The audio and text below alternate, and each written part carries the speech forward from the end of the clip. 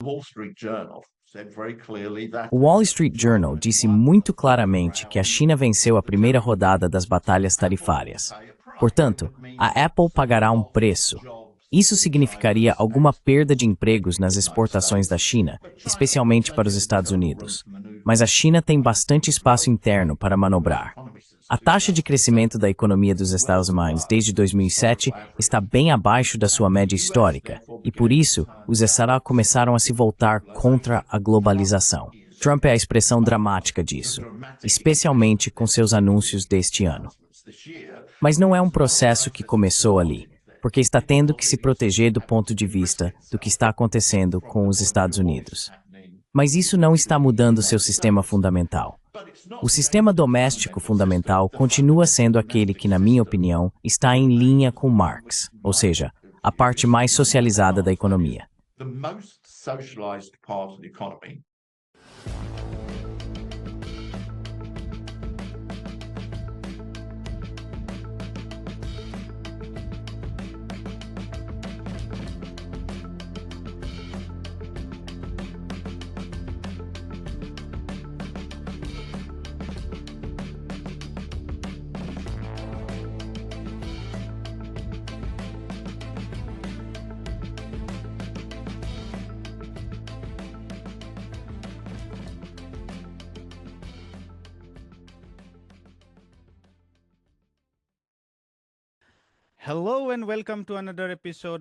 Olá e bem-vindos a mais um episódio de Índia e a Esquerda Global.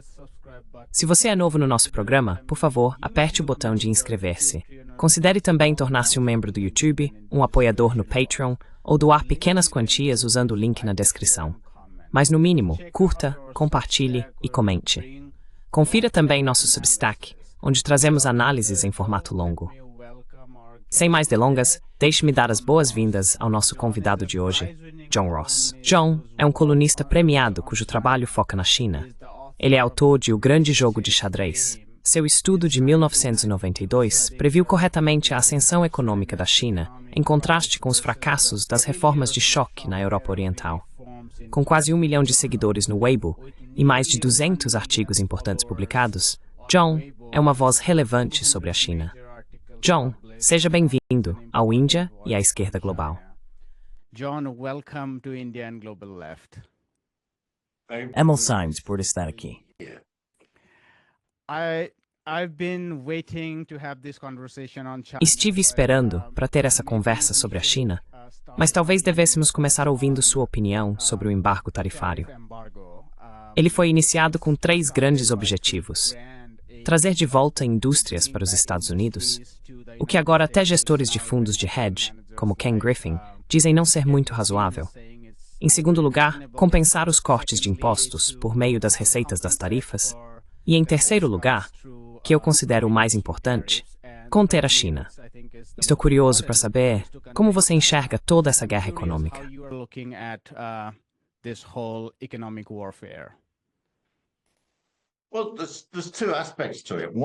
Bem, há 2 aspectos nisso. Um é que isso é uma tentativa dos Estados Unidos de impor um sistema comercial totalmente novo ao mundo. Quer dizer, não se trata apenas de uma questão com a China. O alvo é a China. Mas para fazer isso, será introduzido um sistema comercial no qual os Estados Unidos terão poder arbitrário e unilateral. Até agora, desde a Segunda Guerra Mundial, houve uma série de ondas de globalização, mas essas foram realizadas por meio de acordos multilaterais. Originalmente, o Acordo Geral sobre Tarifas e Comércio, que foi redigido pelos Estados Unidos, e depois a criação da Organização Mundial do Comércio. Agora isso está longe de ser perfeito. Tem todo tipo de problema. Mas ainda assim, era um acordo negociado de forma multilateral.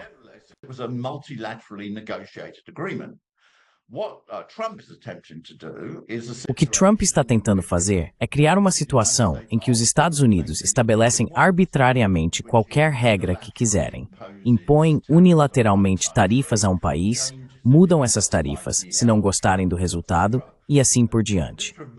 Isso elimina todo o poder de negociação ou o poder de negociação multilateral dos outros países.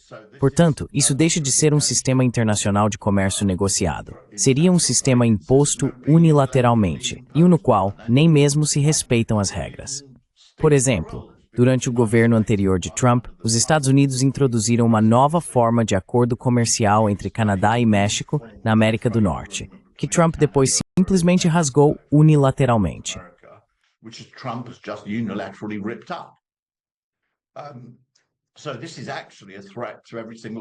Então, isso é na verdade uma ameaça para todos os países do mundo. E é por isso que fico satisfeito em ver que muitos países estão se recusando a aceitar isso. Não só a China. Você pode cortar essa parte, vai precisar fazer uma edição aí, me desculpe por isso. Certo, então esse é o primeiro ponto.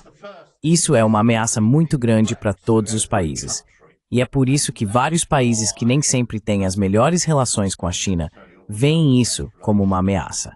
O segundo ponto é que isso não vai funcionar.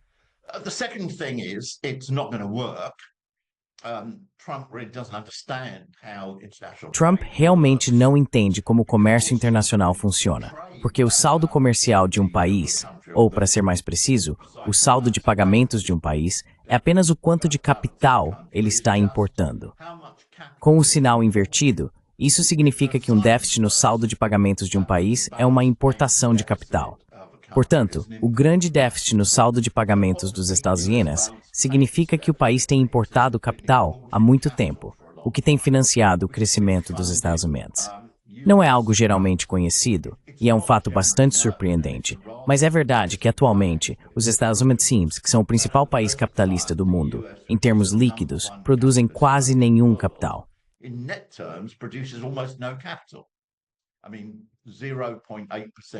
Quero dizer, 0,8% do PIB, isso é depois de descontar a depreciação.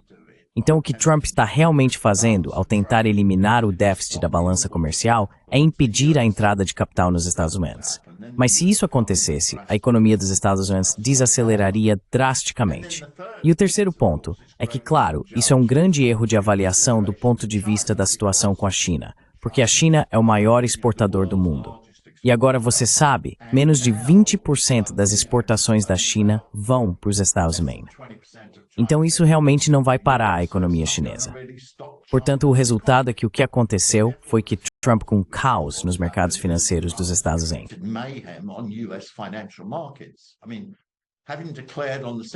Quero dizer, depois de ter declarado em 2 de abril que aquele era um dos dias mais importantes da história americana, foi literalmente isso que ele disse. Ele então abandonou as tarifas recíprocas contra todos, exceto a China, cerca de 3 ou 4 dias depois.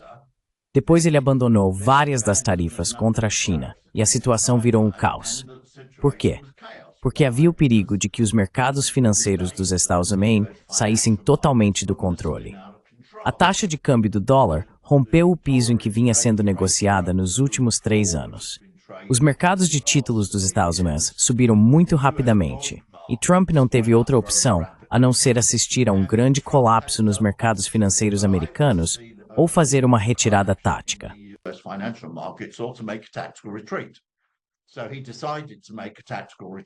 Então ele decidiu fazer uma retirada tática, mas por isso a situação está incoerente e ninguém sabe o que está acontecendo. Realmente, o que Trump fez. Ele lançou um plano muito mal pensado e muito perigoso que agora saiu pela culatra. Quero dizer, acredite em mim. O Wall Street Journal disse muito claramente que a China venceu a primeira rodada das batalhas tarifárias.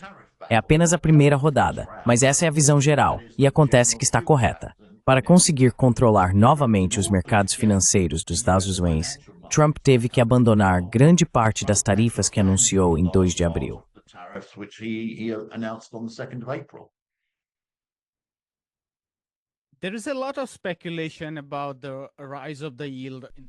Há muita especulação sobre a alta dos rendimentos no mercado de títulos.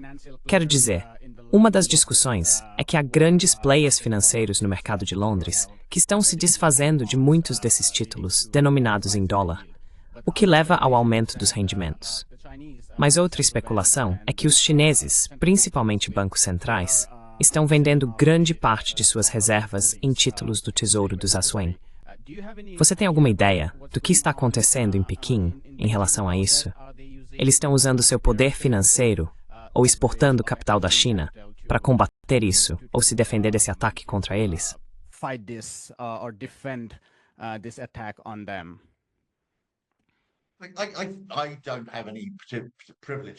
Eu não tenho nenhuma informação privilegiada, mas acho que é tudo isso que você mencionou. O que estamos vendo é uma forte redução no preço dos ativos dos Estados Unidos. Quero dizer, o dólar está em queda. Seu índice ponderado pelo comércio caiu 10% em relação ao seu pico, o que significa que você vai sofrer uma perda se comprou perto do topo. Os rendimentos dos títulos estão subindo, o que significa que os títulos do Tesouro estão caindo, e o mercado de ações caiu 10%. Em determinado momento, o ajuste chegou ao seu pior ponto, com menos 19% em relação ao pico. Agora subiu um pouco depois da retirada tática do Trump, então está 10% abaixo.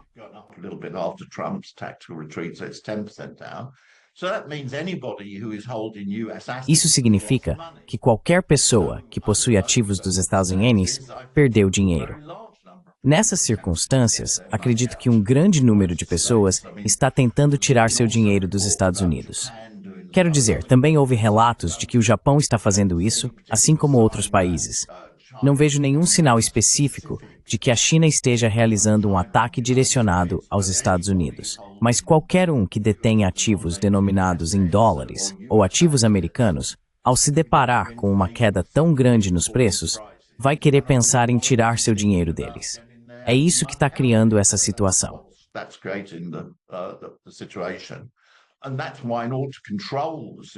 E é por isso que, para controlar a situação, Trump teve que fazer um recuo parcial. O problema é, claro, que esse recuo parcial só dura 90 dias. Então teremos que ver o que acontece ao final desses 90 dias, e aí todo o processo pode começar de novo. Além disso, a economia dos Estados Unidos vai desacelerar este ano de qualquer forma, mesmo que não tivéssemos as tarifas, porque a taxa de crescimento de longo prazo dos juros é de 2,1% ou 2,2%, dependendo se você considera a média de 10 anos ou de 20 anos. Nos últimos anos, devido à recuperação da Covid, ela tem crescido a 2,8% ou 2,9%, então tem crescido acima da tendência.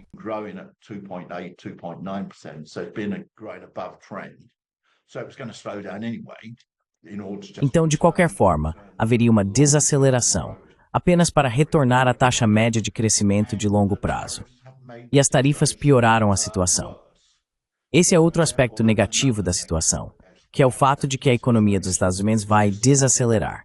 E se a China atingir sua meta de crescimento este ano de 5%, a diferença de crescimento entre a China e os Estados Unidos vai aumentar. Portanto, a situação nos mercados dos Estados não é muito boa. Se você olhar para os mercados de ações, nos últimos anos, o S&P 500 teve um desempenho melhor do que os mercados de ações de outros países. Esse ano, está tendo um desempenho inferior ao deles. Então há uma série de razões pelas quais você não gostaria de manter ativos dos Estados Unidos neste momento.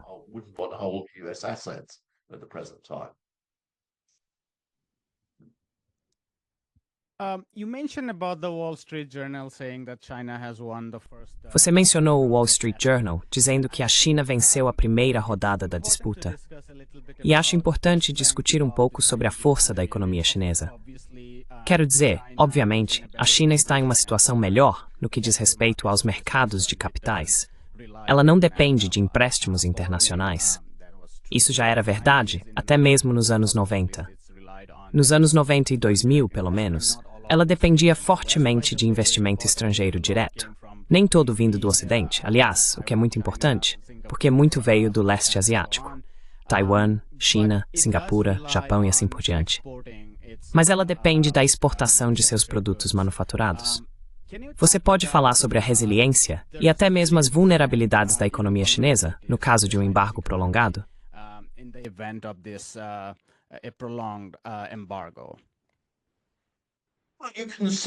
Bem, você pode ver que há várias questões. Vamos tentar dividir as exportações comerciais da China em várias categorias. Os Estados Unidos, da última vez que olhei os dados, era cerca de 16%. Isso é incômodo, não é bom. Para a China, isso significaria alguma perda de empregos nas exportações, especialmente para os Estados Unidos. Mas a China tem bastante espaço interno para manobrar e lidar com isso. Ela pode subsidiar diretamente as empresas, pode compensar suas perdas, pode ajudá-las a compensar a diferença em outros mercados de exportação.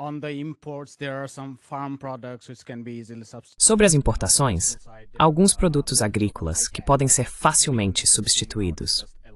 Já no setor industrial, existem os chamados semicondutores de alta tecnologia, que estão sendo muito discutidos atualmente.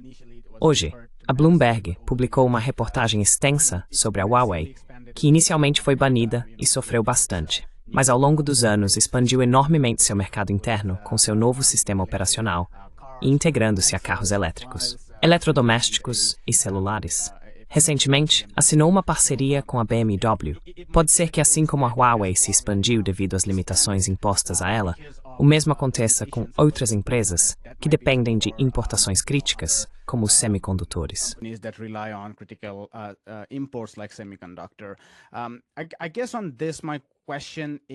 Acho que sobre isso minha pergunta é: você tem uma noção de qual é a postura de corporações como a Apple, por exemplo, que dependem fortemente via Foxconn da produção chinesa, em relação a esse embargo comercial total?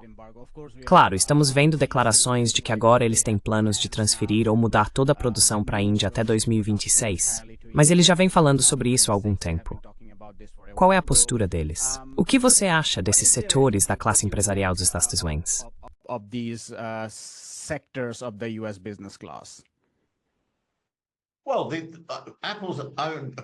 Bem, de acordo com o relatório, não é que a Apple vá transferir toda a sua produção de iPhones da China para a Índia. Ela vai transferir a parte que é exportada para os Estados Unidos, da China para a Índia. Isso não vai afetar o restante. Sim, eles vão ter que dividir, porque o problema é que a Índia, que é o único lugar onde você poderia fazer isso em grande escala, ou países como o Vietnã, simplesmente não são tão eficientes como centros de manufatura em comparação com a China.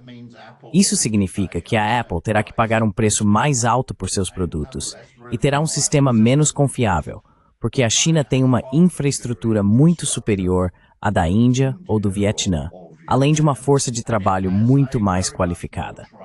Quero dizer, isso foi muito bem colocado pelo Tim Cook.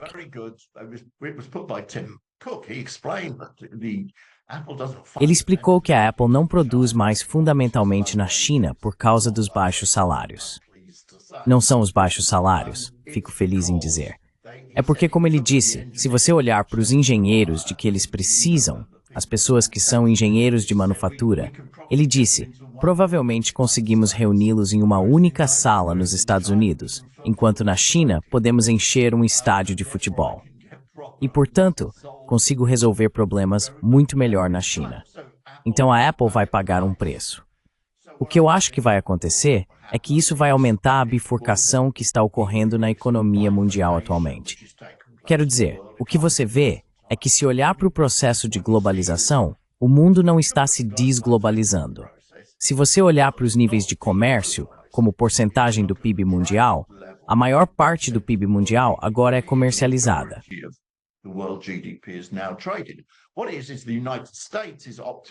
O que está acontecendo é que os Estados Unidos estão optando por sair da globalização. Portanto, você vai ter duas coisas. Vai haver uma economia mundial de alta velocidade, cujo núcleo será a China e os grandes países em desenvolvimento.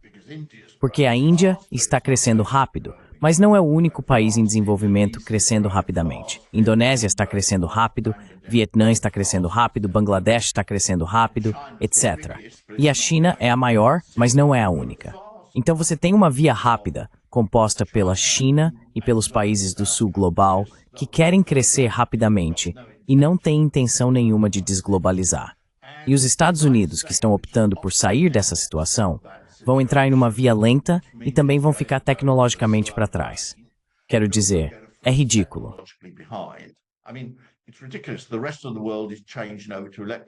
O resto do mundo está migrando para veículos elétricos, e os Estados Unidos estão realmente desistindo de produzir veículos elétricos para voltar aos carros que consomem muita gasolina.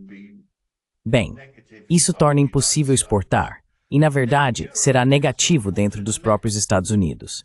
E então a Europa está meio presa em uma confusão, porque economicamente seria muito melhor se alinhar com os países do sul global e adotar políticas mais sensatas.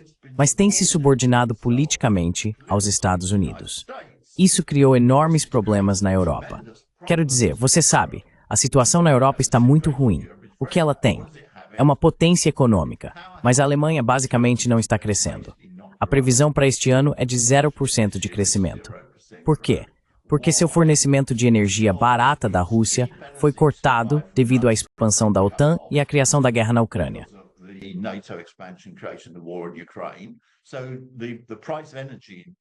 Então o preço da energia na Alemanha disparou. Um dos seus maiores mercados de exportação é a China, com a qual os Estados Unidos querem manter relações ruins. Assim, a Europa está enfrentando baixo crescimento, inflação relativamente alta e uma grande guerra.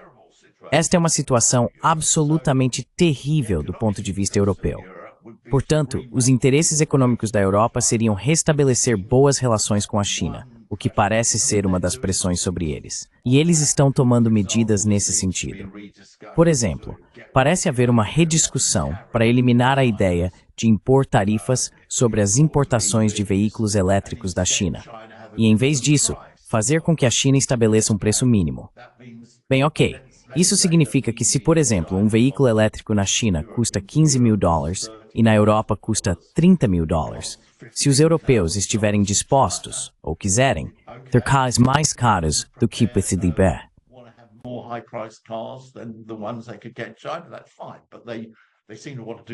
Tudo bem, mas eles parecem preferir fazer isso em vez de seguir o caminho das tarifas, e as coisas estão ficando mais razoáveis. Por outro lado, os Estados Unidos vão exercer pressão política sobre a situação na Europa. Então você tem um caminho, que é o principal, China, o Sul Global, grandes países do Sul Global e partes do Norte Global, que está avançando rapidamente, os Estados Unidos, que estão indo mais devagar, e a Europa, que está meio presa e lutando no meio. E ainda não está totalmente claro qual será o desfecho. É assim que eu vejo a situação.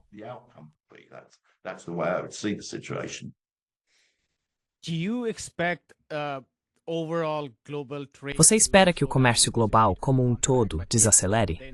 Claro, ele não vai se contrair. Mas se os Estados Unidos continuarem com o embargo à China, e se essas negociações com o restante do Sul Global não forem bem, isso poderia desacelerar. E se isso acontecer, então minha pergunta é, tem surgido agora essa ideia de que a China deveria, aos poucos, mudar de uma economia baseada em exportações com superávit para aumentar o consumo doméstico. E isso significa uma reestruturação fundamental do setor financeiro também, já que o crédito bancário vai para as empresas estatais, muito menos para as famílias. Então, há discussões sobre esses temas. Você acha que essa é uma discussão saudável? Ou acha que a China deveria continuar no caminho da estratégia de crescimento liderada pelas exportações? Porque ainda há muito espaço globalmente e também em termos de custo de produção nas províncias ocidentais.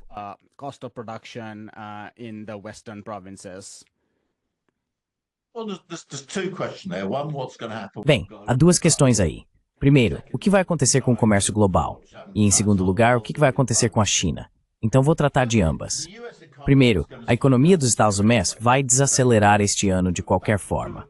Vamos fazer um cálculo rápido. Cálculos rápidos frequentemente são muito úteis. A taxa média de crescimento de longo prazo da economia dos Estados Unidos é de 2,1% ou 2,2%, dependendo se você considera a média de 10 ou 20 anos. Nos últimos 2 anos, por estar se recuperando da Covid, ela cresceu acima disso, 2,8%, 2,9%. Mas muitas histórias impressionistas são escritas sobre a velocidade do crescimento dos Estados Unidos. É apenas a retomada normal do ciclo econômico. Então vai desacelerar. Tem crescido, digamos, 0,6% acima da sua taxa média de crescimento.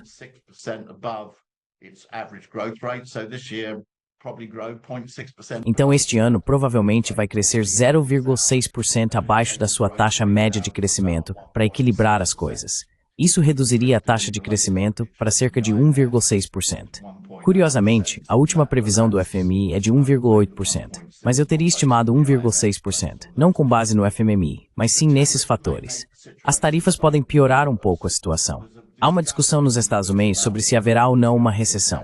Talvez haja, talvez não. Não é o mais importante. Mas a economia vai desacelerar este ano, e isso terá efeitos negativos sobre o comércio mundial, o que afetará todos os países, inclusive a China. Portanto, a economia mundial vai desacelerar este ano, e em particular os Estados Unidos. Veremos se será uma recessão ou não.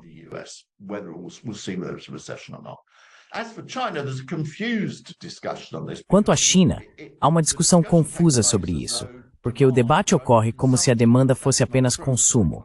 Mas isso não é verdade do ponto de vista econômico. Demanda é tanto investimento quanto consumo. Portanto, se a China quiser reduzir seu superávit comercial, ela precisa aumentar a demanda interna. Isso está correto, mas não necessariamente precisa aumentar o consumo interno como percentual do PIB. Ela pode aumentar o investimento interno como percentual do PIB. Então, há uma discussão um tanto confusa que ocorre em parte da mídia ocidental sobre isso. O que vai acontecer nesse sentido? Acho que é preciso distinguir duas coisas diferentes. Obviamente, a desaceleração da economia dos Estados Unidos e as tarifas terão alguns efeitos negativos.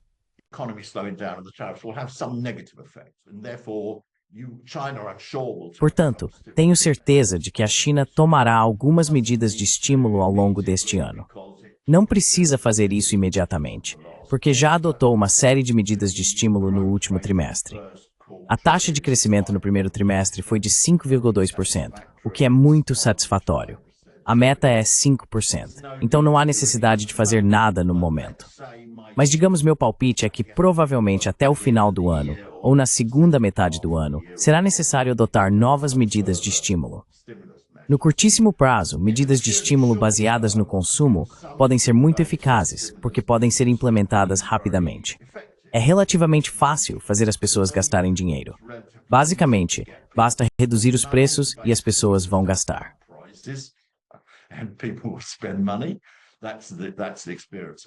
Essa é a experiência disso.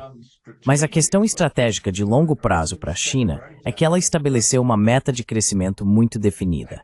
Essa meta é dobrar o PIB per capita entre 2020 e 2035. Se isso acontecer, é claro, ela vai superar em muito o crescimento dos Estados Unidos, porque isso significa um crescimento de 100% em um período no qual a economia dos Estados Unidos provavelmente crescerá cerca de 40%. Isso significa que a China precisa atingir um crescimento anual de 4,7% entre 2020 e 2035.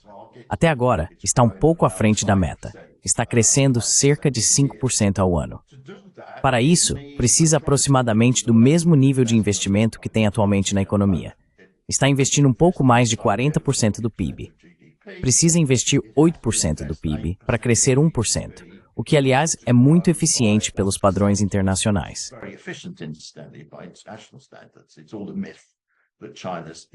É um mito dizer que o investimento da China é ineficiente. Os Estados Unidos precisam investir 10% do PIB para crescer 1%. Enquanto a China precisa investir 8%. Então, na verdade, o investimento da China é mais eficiente do que o dos Estados Unidos.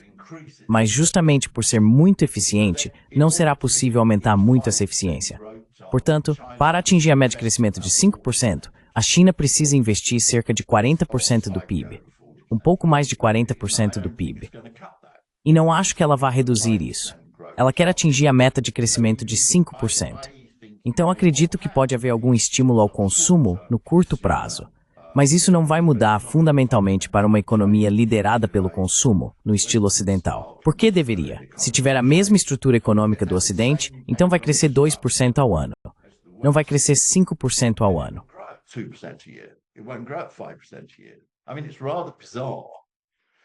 Quero dizer, é bastante bizarro o tipo de discussão na imprensa internacional que diz, olhem, a economia da China não se parece com a economia ocidental. O que, claro, é verdade. Basta olhar para a estrutura econômica da China por 5 minutos e você vai perceber que ela não é como a de uma economia ocidental. Por quê? Porque a economia chinesa está crescendo muito mais rápido. Está crescendo a 5% ao ano, enquanto os Estados Unidos crescem a 2% ao ano e a Europa a 1% ao ano. Mas nesse caso o problema não está na China. O problema está no Ocidente. Quero dizer, deixe-me fazer uma comparação, porque o Goldman Sachs gosta de escrever essas coisas sobre como a estrutura da China é diferente. Imagine que você fosse entrar em um setor e pedisse conselhos ao Goldman Sachs. Vá analisar esse setor e nos diga o que devemos fazer.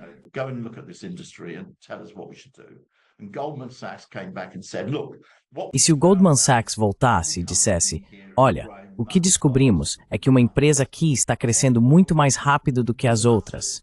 Portanto, vocês não devem aprender com a empresa que cresce mais rápido. Vocês têm que aprender com as outras, as que são menos bem-sucedidas. Todo mundo riria antes de cancelar o contrato com o Goldman Sachs. É claro que a economia da China tem uma estrutura diferente das economias ocidentais, porque cresce muito mais rápido. Mas o problema está no crescimento lento das economias ocidentais, não no crescimento rápido da economia chinesa. Portanto, não há razão para que a China mude fundamentalmente sua estrutura de crescimento, porque se ela tiver a mesma estrutura do Ocidente, então vai crescer na mesma taxa do Ocidente, que é cerca de 2% ao ano.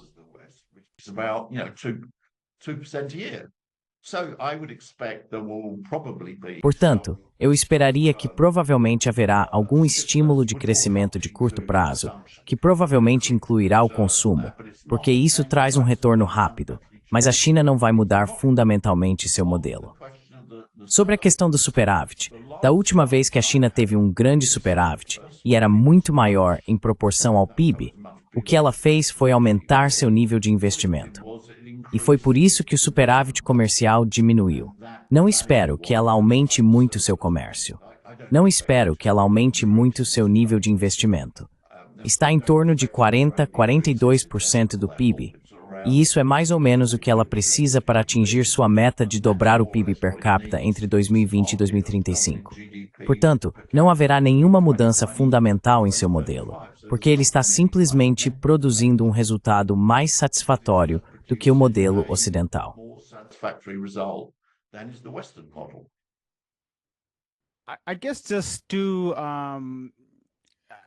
Acho que, só para fazer um acompanhamento sobre o ponto do investimento que você mencionou, investimento, pelo que entendo, vem principalmente das empresas, que poupam muito. É uma economia de alta poupança, baseada na poupança das empresas, e elas investem bastante. Depois há as empresas estatais, que usam os bancos para direcionar crédito, e também investem muito. Claro, você está dizendo que não há necessidade de aumentar o investimento em grande escala, porque ele já está alto, em torno de 40% a 42%. Mas minha pergunta é, antes você disse que, se necessário, se houver uma desaceleração global, então a China pode aumentar seu investimento doméstico. Isso viria principalmente por meio de estímulos. Ou você acha que as empresas também aumentariam seus investimentos? Porque eu não acho que isso aconteceria. E você?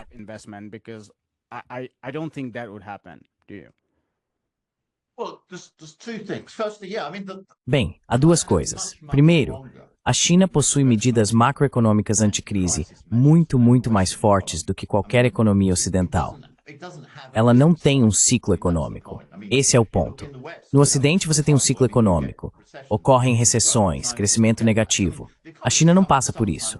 A economia às vezes cresce um pouco mais rápido ou um pouco mais devagar, mas não tem realmente um ciclo. O motivo é que o setor estatal muito grande lhe dá uma capacidade significativa de enfrentar crises. Basicamente, na China, pouco mais de 50% dos investimentos estão no setor privado e pouco menos de 50% estão no setor estatal. Vamos chamar de 50-50 para facilitar. Isso significa que se houver uma desaceleração, a economia é controlada por meio do setor estatal.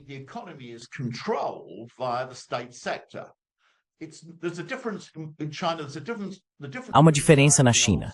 A diferença entre a China e o antigo modelo soviético é que o modelo soviético era o que eu chamaria de uma economia administrada. Isso significa que dezenas de milhares de preços eram controlados. Todos os mínimos detalhes da economia eram controlados.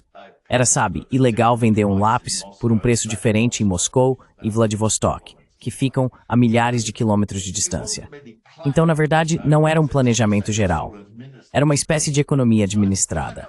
A China, depois que introduziu as reformas econômicas em 1978 e a economia de mercado socialista, não tinha nada disso. Muito poucos preços são controlados na China. Eu não sei se há algum preço que é controlado na China. Certamente não há mais nenhum número significativo de preços controlados. Então, como ela controla a economia? How does it control the economy? It controls the economy through the state Ela controla a economia por meio de investimento estatal, investimento do setor estatal. Ou seja, se a economia está crescendo muito devagar, pode aumentar o investimento do setor estatal e a economia vai crescer mais rapidamente. Foi isso que fez ao se deparar com a crise financeira internacional. Diante da crise financeira internacional, aumentou o investimento estatal e, portanto, não desacelerou. Se a economia está superaquecida, como aconteceu, por exemplo, em 2007, então reduz o nível de investimento estatal para esfriar a economia. Agora, realmente não há uma distinção entre o que as empresas estatais fazem, o que os bancos estatais fazem e o que é o sistema como um todo. Quero dizer, vamos pegar um grande exemplo, a resposta à crise financeira internacional.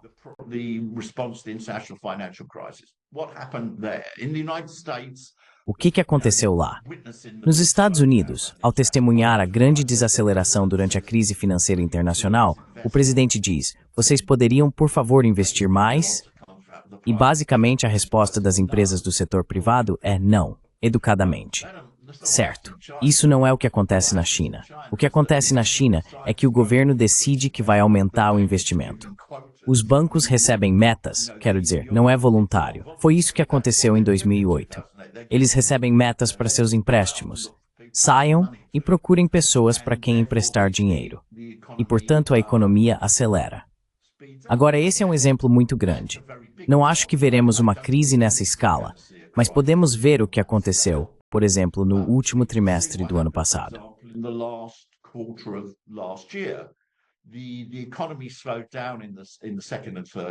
A economia desacelerou no segundo e terceiro trimestres do ano passado. Por isso, o que o governo fez no último trimestre foi adotar algumas medidas de estímulo. Foram oferecidos incentivos para que as pessoas trocassem seus bens de consumo. Você recebia um desconto se trocasse seu carro ou outros bens de consumo caros. Isso estimulou o setor consumidor. Também houve aumento do investimento em infraestrutura, mas isso foi mais um ajuste. Não foi como as grandes medidas tomadas em 2008. Como resultado, a economia voltou a acelerar e atingiu a meta de crescimento de 5% no ano. Isso continuou no início deste ano. O resultado do primeiro trimestre foi um crescimento de 5,2%. A meta para o ano é de 5%. Então começamos o primeiro trimestre acima da meta.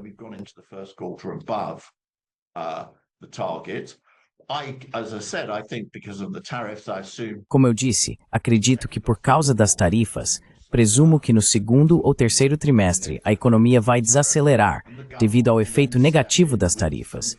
E o governo então intervirá com mais algumas medidas de estímulo. No momento, isso não é necessário, porque a economia está crescendo acima da meta. Mas a questão é que todo o conjunto de medidas de estímulo, por ter bancos estatais e um grande setor estatal, é muito mais poderoso do que em qualquer economia ocidental. Essa é uma das razões pelas quais sua taxa de crescimento de longo prazo é muito maior do que a do Ocidente, porque não há recessões. É simplesmente muito mais forte do ponto de vista de lidar com crises, inclusive aquelas que vêm das tarifas, e isso se deve à estrutura da economia.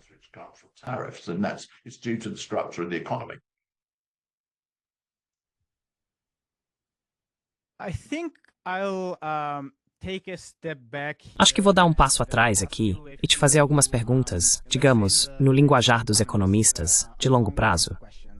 Nós focamos mais ou menos nas questões de curto prazo. E acho que você é a melhor pessoa para eu perguntar. Como você definiria, olhando para trás, o que a China fez ao longo das 3 décadas de reformas? Quero dizer, não são apenas 3 décadas. Começou no final dos anos 1970. Mas eu queria te perguntar sobre as décadas mais significativas a partir dos anos 1990. O que aconteceu com a China? E estou perguntando isso porque muita gente está confusa, inclusive pessoas da esquerda, dizendo: a China virou capitalista e coisas assim. Você pode compartilhar seus pensamentos sobre o que aconteceu a partir dos anos 1990? What happened from 1990s onwards?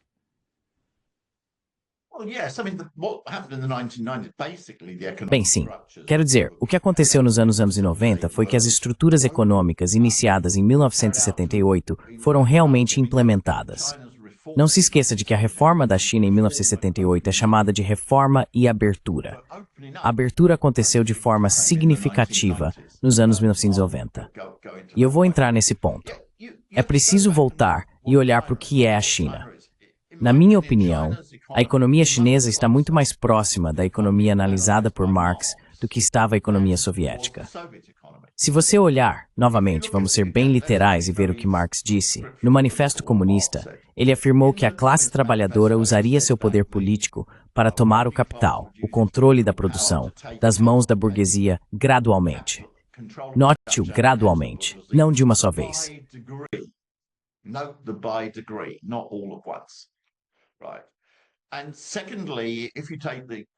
Em segundo lugar, se você pegar a crítica do programa de Gotha, Marx é muito claro ao afirmar que as relações de mercado, especialmente as relações de mercado em relação ao trabalho assalariado, vão existir no primeiro período do socialismo. Agora, o que aconteceu na União Soviética em 1929, que foi tomado como modelo de socialismo, foi algo diferente. O controle da produção não foi assumido por decreto em 1929. Com o primeiro plano quinquenal, praticamente tudo foi nacionalizado, quero dizer, até a mercearia da esquina, a barbearia e esse tipo de coisa. Na minha opinião, isso foi necessário, mas foi necessário por razões geopolíticas. Não foi necessário por razões econômicas. Foi porque a União Soviética acreditava corretamente que seria atacada militarmente.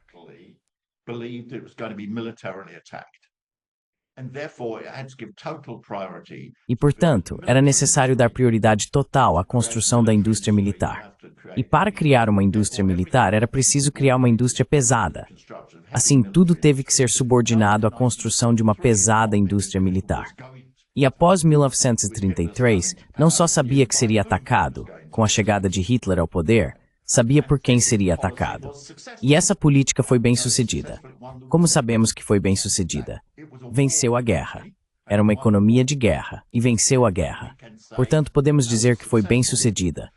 Mas isso introduziu distorções econômicas, porque para direcionar recursos para a indústria pesada, era necessário ter controle total dos preços. Era preciso a coletivização total da agricultura. Era preciso a nacionalização de praticamente tudo. E isso não era o controle da produção de forma gradual. Mas foi correto. Eu concordo com isso.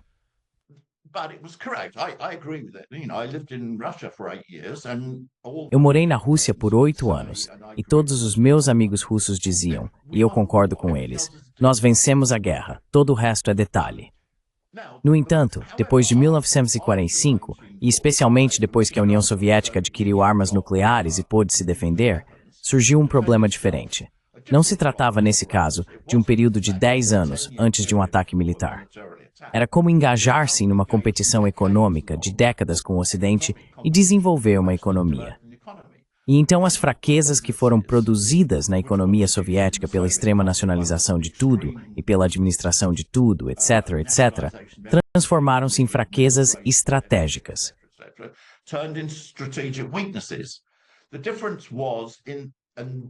A diferença estava em, e o que eu acho que eles deveriam ter feito, digamos, mais ou menos nos anos 1960, ter introduzido uma reforma econômica ao estilo chinês. Quero dizer, se você olhar como me envolvi com a China, na verdade não era um interesse pela China, era uma questão de teoria econômica e da economia internacional. Estudei a economia soviética pela primeira vez em 1972 e achei do ponto de vista da teoria econômica que ela estava cometendo, embora naquela época fosse relativamente bem-sucedida, alguns erros fundamentais. Esses erros iam contra a ideia de Marx de que o socialismo é a socialização do trabalho.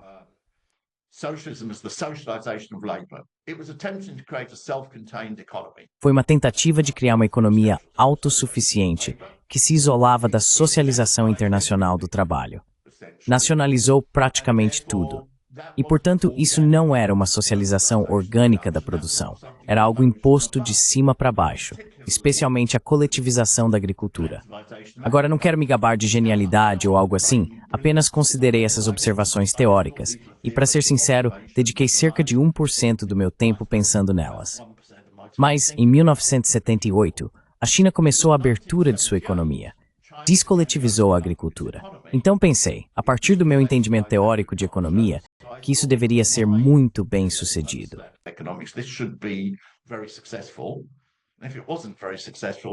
E se não tivesse sido muito bem sucedido, então meu entendimento da teoria econômica estava errado, então eu teria que mudar minhas ideias. De qualquer forma, era melhor eu começar a prestar atenção à situação. Em 1981, ficou claro que foi bem sucedido, então esse problema foi resolvido. Mas naquela época, relativamente, a China ainda não estava se abrindo. Havia muitas reformas acontecendo. A grande abertura começou nos anos 1990, e isso foi feito de forma muito consciente. A questão principal era a desvalorização da moeda, porque a China havia mantido uma taxa de câmbio alta até o início dos anos 1990, e isso significava que suas exportações não poderiam ser enormes, etc.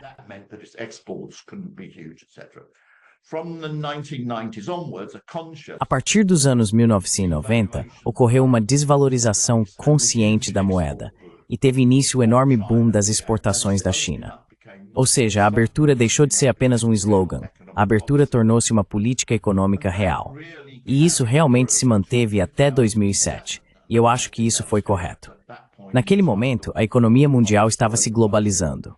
A China se adaptou ao fato de que, enquanto a União Soviética nos anos 1930 enfrentava uma economia mundial em desintegração, você sabe, esse foi o período do protecionismo, do ato Smoot-Hawley, do Império Britânico aumentando tarifas e tudo mais.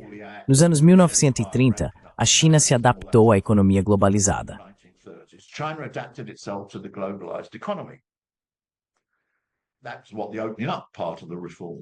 É isso que significa a parte de abertura da reforma. Mas é claro, em 2007, uma nova crise surgiu, e a economia dos Estados Unidos não se recuperou desde então. A taxa de crescimento da economia americana, desde 2007, está bem abaixo da sua média histórica. E por isso, os Estados Unidos começaram a se voltar contra a globalização. Trump é a expressão mais dramática disso, especialmente com seus anúncios deste ano, mas não é um processo que começou aí. O processo começou antes, em 2007. A crise de 2007 é apenas a quarta grande crise internacional nos Estados Unidos, a quarta grande crise econômica histórica no país. Não vou entrar nas três anteriores. Uma delas foi, obviamente, a Grande Depressão. Certo, então agora os Estados Unidos estão optando por sair da globalização.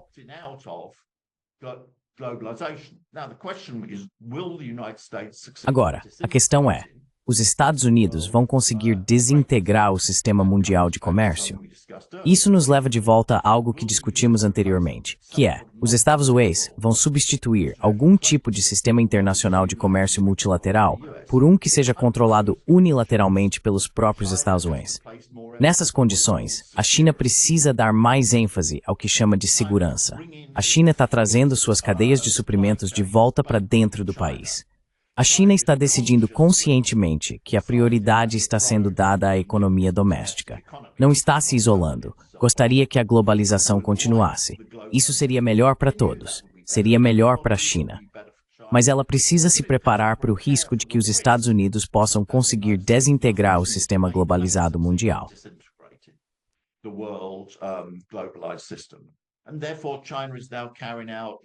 Portanto, a China está agora realizando, não é um fechamento. Tecnicamente, isso significa que a porcentagem do comércio exterior na economia chinesa está caindo. Isso ocorre por dois motivos. Um é porque a China é uma economia muito maior do que era nos anos 1990. E economias muito grandes têm uma porcentagem menor de comércio exterior em relação à sua economia.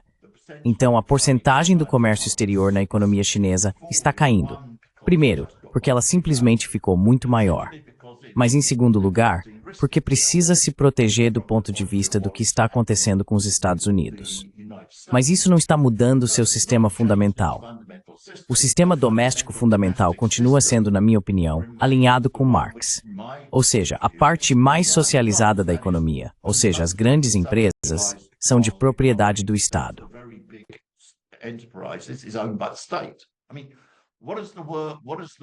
Quero dizer, de onde vem a palavra socialismo? Vem de socializado. O que isso significa é que o grande setor industrial deve ser socializado, mas suas pequenas lojas, médias empresas e a agricultura não precisam ser socializadas. Elas são artificiais. Portanto, a economia chinesa foi tão bem sucedida porque, na minha opinião, e se você ler Marx, a economia deles está mais próxima de Marx do que estava a economia soviética. Não estou criticando a economia soviética durante os anos 1930. Acho que foi necessária, mas foi necessária por razões geopolíticas. No entanto, isso foi mal interpretado como um modelo econômico geral pela esquerda, e isso é apenas um erro. Então, é uma questão um pouco complicada de discutir, mas esse seria o meu resumo da situação.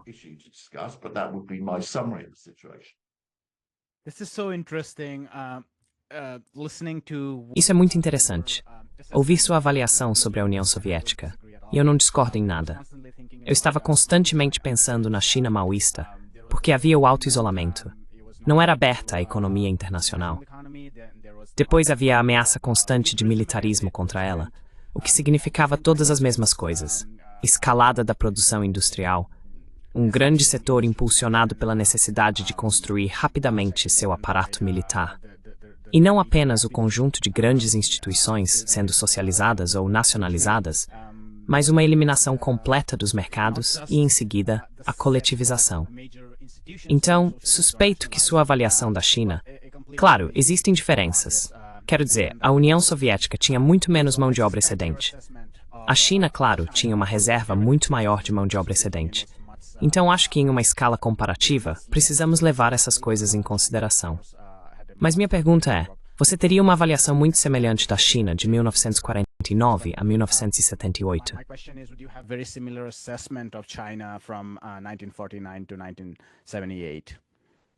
Sim, acho que há dois. A maneira como eu vejo, a forma como eu colocaria, é a seguinte. A China, durante o período Mao, criou um milagre social. Quero dizer, sou muito cuidadoso. Quando escrevi meu primeiro livro, que foi publicado em chinês, eu tinha estudado a China, principalmente desde 1978. E eu queria voltar e olhar com uma mente muito aberta para o período de 1949 a 1978. E ao analisar isso, não concordei totalmente com algumas avaliações feitas por pessoas na China. Elas davam grande ênfase ao fato de que o período Mao foi responsável pela criação das bases da indústria na China. E isso é verdade. Quero dizer, em 1949, a China não conseguia produzir caminhões pesados, não conseguia produzir bens de investimento, etc. Em 1949, a China era quase o país mais pobre do mundo.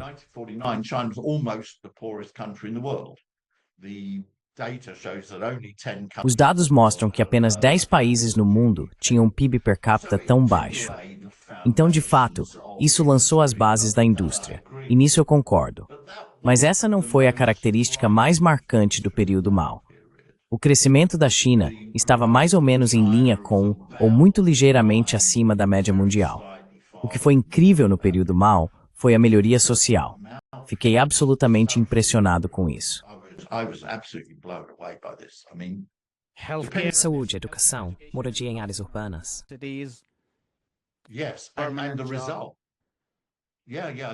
Sim, e o resultado? Sim, sim. O resultado, quero dizer, o melhor indicador das condições sociais em geral é a expectativa de vida média, porque ela engloba todos os aspectos positivos. Bom sistema de saúde, boa educação, alta renda, ausência de poluição. Ela elimina os aspectos negativos, pobreza, poluição, sistema de saúde ruim, etc. E produz um único número. É como se o corpo humano funcionasse como um computador. A situação está boa ou ruim. E ele te informa sobre sua vida. Bem, a expectativa de vida na China aumentou quase 30 anos durante o período Mao, em menos de 30 anos. É inacreditável. Quero dizer, foi o aumento mais rápido de expectativa de vida em qualquer grande país da história humana.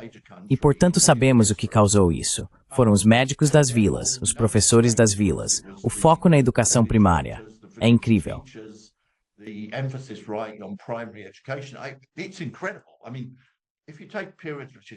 Quero dizer, se você considerar períodos historicamente conhecidos por uma rápida melhora nas condições sociais, há a Grã-Bretanha na segunda metade do século XIX, depois de superar os efeitos negativos da Revolução Industrial, o Japão após a Segunda Guerra Mundial, mas a China supera todos esses exemplos.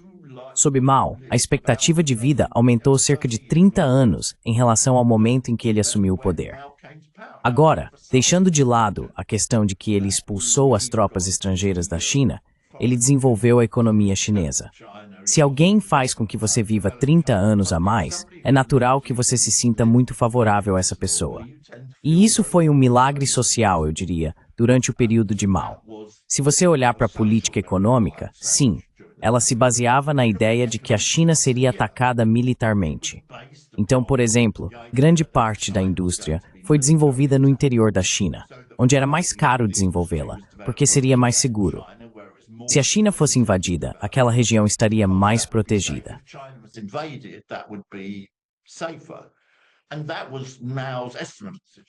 E essa era a avaliação de Mao sobre a situação. Agora, uma vez que a reforma econômica foi lançada em 1978, isso foi muito explicitamente baseado na visão de que eles acreditavam que um período de algumas décadas de desenvolvimento pacífico seria possível. Deng Xiaoping é muito claro. Ele diz que a única coisa que nos levaria a reverter a política econômica, ou seja, a reforma e a abertura, seria a ameaça de guerra. E, portanto, a avaliação da China sobre a situação internacional estava correta. Quero dizer, não que não houvesse crises e não que não houvesse guerras regionais, mas não houve um ataque militar direto contra a China. E essa foi uma avaliação correta da situação, assim como a da União Soviética nos anos 1930, sua conclusão oposta, de que seria atacada, foi uma conclusão correta.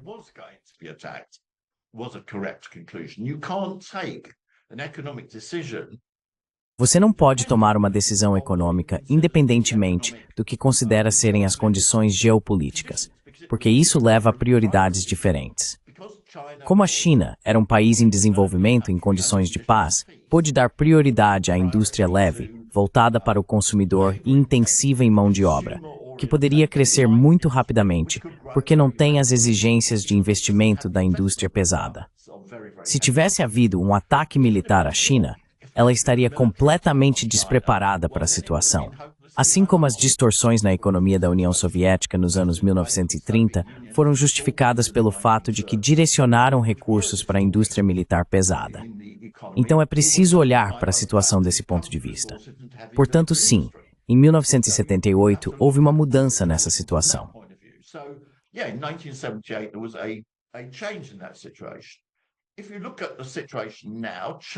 Se você observar a situação atual, a ênfase da China ainda é, usando termos chineses, que a principal tendência é a paz. Ela não está se orientando com base na ideia de que haverá uma grande guerra entre ela e os Estados Unidos, mas precisa enfatizar mais a questão da segurança. Por isso está investindo mais recursos, por exemplo, em pesquisa e desenvolvimento no setor de chips. Quero dizer, ela sabe que será atacada nesse ponto. Os Estados Unidos estão atacando sua tecnologia de ponta. Então a China precisa investir recursos significativos nisso, mas também precisa tomar mais precauções em condições nas quais acredita que a principal tendência ainda é a paz. É isso. Portanto, há diferentes avaliações da situação internacional no período de Mao e no período pós-1978 e, consequentemente, diferentes prioridades econômicas que acompanharam essas avaliações.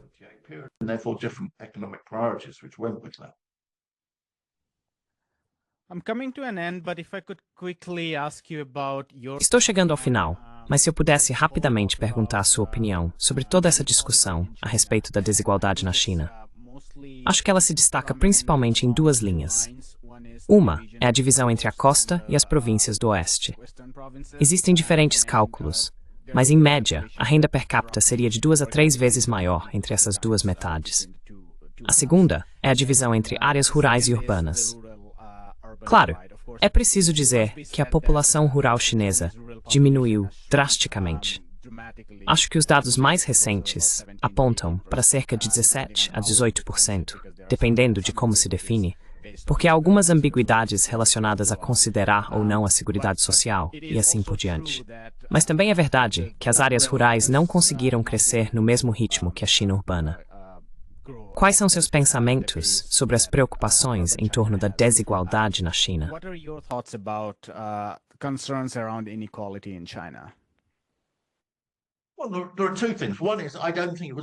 Bem, há duas coisas. Uma é que eu não acho que fosse possível para a China crescer de uma forma totalmente igualitária. Quero dizer, porque os recursos de investimento necessários para industrializar e desenvolver um país do tamanho da China tornam impossível fazer tudo ao mesmo tempo. Os recursos de investimento exigidos seriam imensamente grandes. Quero dizer, esse é um dos motivos pelos quais a China desenvolveu as zonas econômicas especiais, por exemplo. Você não pode colocar infraestrutura moderna. A China não poderia desenvolver infraestrutura moderna em todo o país de uma só vez. Seria simplesmente caro demais. Mas o que você pode fazer é, em certas áreas geográficas, instalar infraestrutura de primeira linha. E foi isso que as zonas econômicas especiais foram.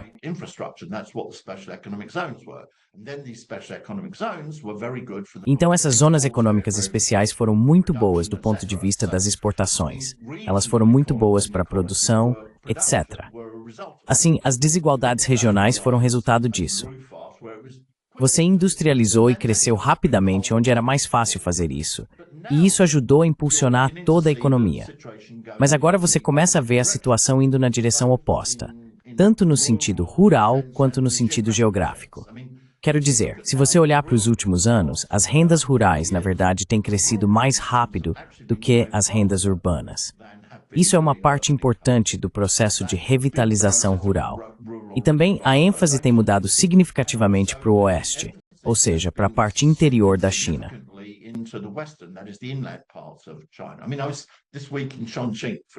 Quero dizer, eu estive essa semana em Chongqing, por exemplo, que é uma grande, para quem não sabe onde fica, é uma grande cidade do interior, muito bem conectada ao mar pelo rio Yangtze. Mas o mar ainda está a milhares de quilômetros de distância, certo? Ok, está sendo usada como um grande polo para o desenvolvimento da manufatura. Quero dizer, Chongqing é provavelmente o maior produtor mundial de laptops. Provavelmente é o maior produtor de carros do mundo. E é do interior, e a taxa de crescimento mais rápida atualmente. E novamente, Chongqing foi adotada como um modelo especial.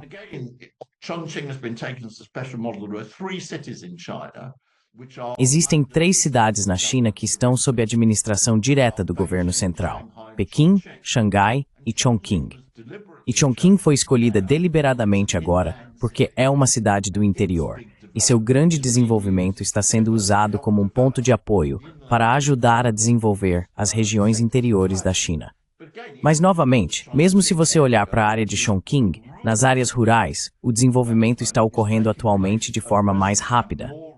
As rendas rurais estão aumentando mais rapidamente do que as urbanas. E isso é exatamente para abordar essa questão da desigualdade. Há alguns anos, cerca de uma década atrás, foi introduzido o conceito de prosperidade comum. Isso basicamente dizia, as coisas estavam ficando... nós não éramos a favor de pessoas andando por aí em Ferraris e esse tipo de coisa.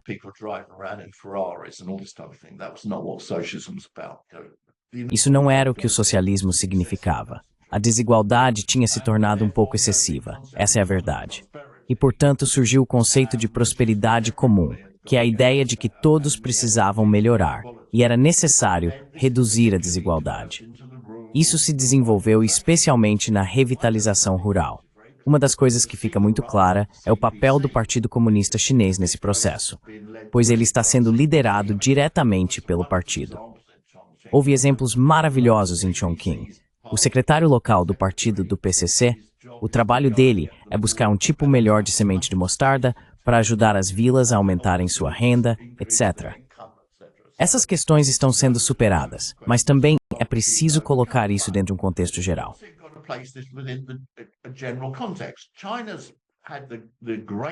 A China teve a maior melhoria na redução da pobreza de qualquer país do mundo. Mais de 850 milhões de pessoas foram tiradas da pobreza, segundo os padrões do Banco Mundial. Isso só foi possível graças ao rápido crescimento econômico. Depois, o país eliminou os últimos 50 milhões por meio de programas altamente direcionados. Em alguns casos, foi necessário realocar vilarejos inteiros, porque seria muito caro levar infraestrutura a lugares extremamente remotos, então eles transferiram as aldeias e coisas do tipo. Agora, a situação na China, especialmente em relação às áreas regionais, está muito focada em desenvolver o país de uma forma muito mais igualitária. Essa é uma política bastante consciente do governo e, como indicado pelo fato de que as rendas rurais estão crescendo mais rapidamente do que as urbanas, isso tem tido um sucesso considerável.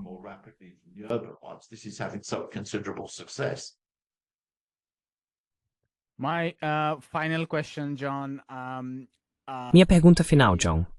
Fala-se muito sobre mão de obra barata, o que é simplesmente uma besteira, se me permite dizer, porque os salários reais aumentaram acentuadamente por todos os indicadores que vi sobre a China. Então eu nem perguntaria isso para você. Talvez você possa falar um pouco sobre essa narrativa.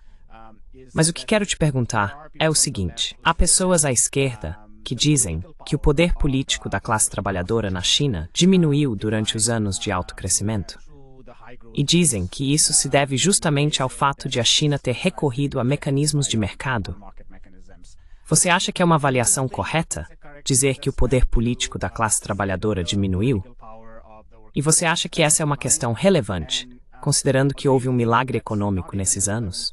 Given it's been an economic miracle in these years. Essa é uma pergunta muito estranha, porque quero dizer, a questão da renda é exatamente o oposto da verdade. A China tem, de longe, o crescimento mais rápido dos salários reais no mundo. Se você olhar o estudo da Organização Internacional do Trabalho, se minha memória não falha, é quase o dobro da velocidade de qualquer outro país do mundo. Então é uma situação muito peculiar em que a classe trabalhadora supostamente está perdendo poder, mas seus salários estão aumentando incrivelmente rápido, certo? É um completo absurdo. O que está acontecendo na China atualmente é um enorme aumento, em primeiro lugar, na eliminação da pobreza. Ok, sabemos que grande parte da pobreza estava nas áreas rurais.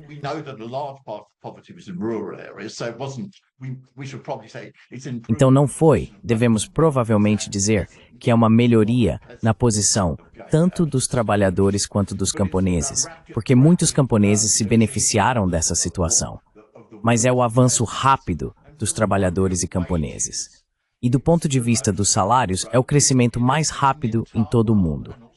Além disso, atualmente você vê uma grande expansão do sistema de saúde e assim por diante. Quero dizer, o que está acontecendo é preciso ser bastante claro sobre o que está sendo produzido atualmente na China. Quero dizer, essa é uma classe trabalhadora muito mais sofisticada, em termos de educação, etc., do que em qualquer outro lugar do mundo.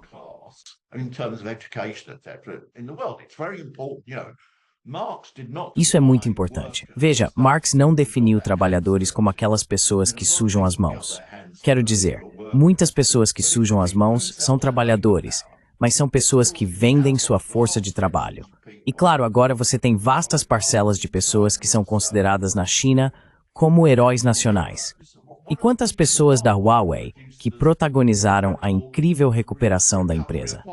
Os americanos tentaram destruir o setor de telefonia móvel da Huawei. Ele foi reconstruído agora, substituindo chips americanos em 3 a 4 anos. Quem fez isso? Foram os trabalhadores que fizeram isso. Além disso, o sistema operacional. O sistema operacional Harmony está desafiando o Windows e o Mac.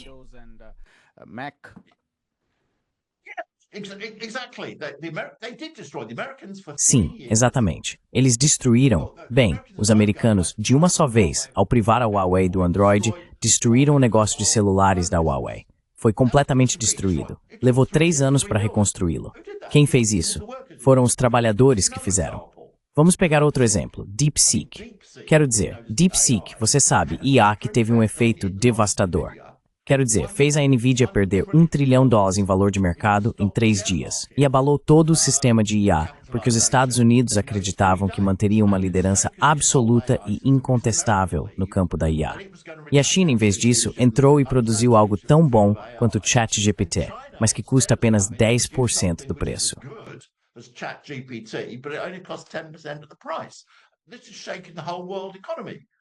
Isso está abalando toda a economia mundial. Ok, quem são essas pessoas? São certamente trabalhadores altamente qualificados, mas é por isso que são trabalhadores. Não são capitalistas, não são bilionários, são as pessoas que produzem isso.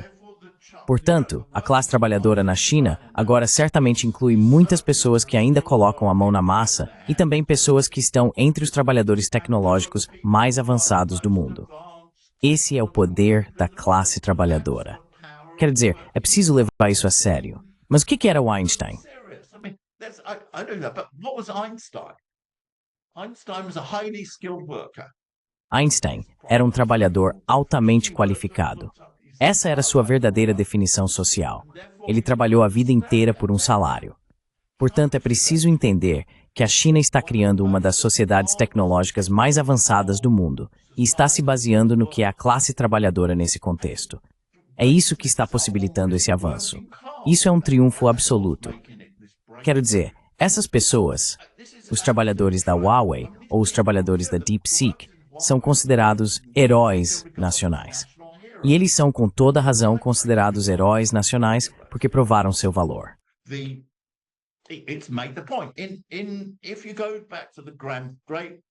Se você voltar aos tempos dos bisavós ou tataravós, o que a recuperação nacional da China exigia naquela época era que você saísse e lutasse contra os japoneses.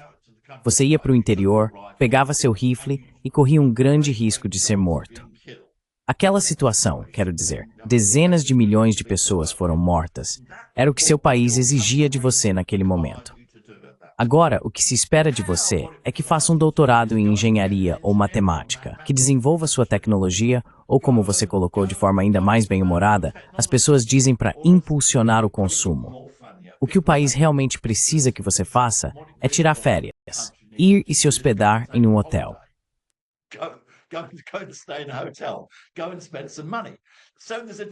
Vá e gaste um pouco de dinheiro. Então, há uma piada sobre como nossa vida é fácil comparada à das pessoas que tiveram que lutar pelo desenvolvimento nacional no passado. Mas sabe, não adianta romantizar. Você tem que fazer o que seu país exige de você no estágio atual de desenvolvimento. Eles podem ficar muito felizes que a melhor maneira de servir ao país é se tornar um trabalhador altamente qualificado. E eles não precisam sair por aí com um rifle para lutar contra os japoneses, certo? Esse é o grande progresso do país. Mas essa é uma conquista que está sendo realizada pela classe trabalhadora na China, e ela está colhendo os benefícios disso. E é simplesmente uma bobagem esquerdista.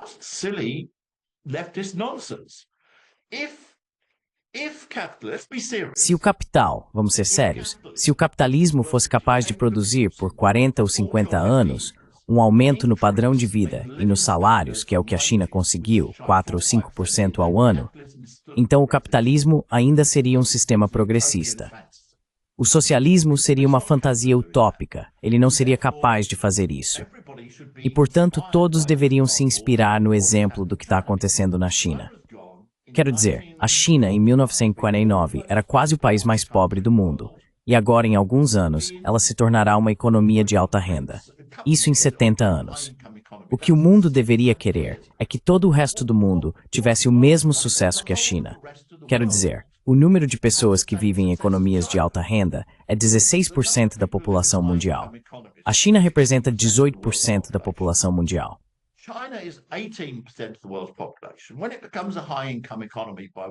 Quando a China se tornar uma economia de alta renda pelos padrões do Banco Mundial, o que deve acontecer em alguns anos, ela mais do que dobrará o número de pessoas vivendo em economias de alta renda no mundo.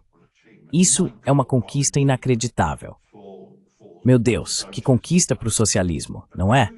Mas 2/3 da população mundial ainda não terão alcançado isso. O que isso significa é o próximo passo. A China é o grande passo que pode ser dado agora.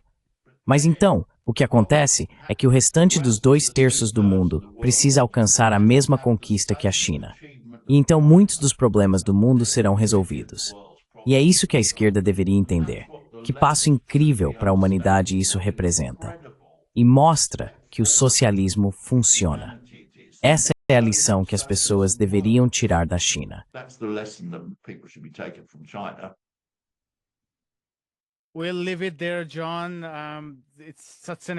Vamos encerrar por aqui, John.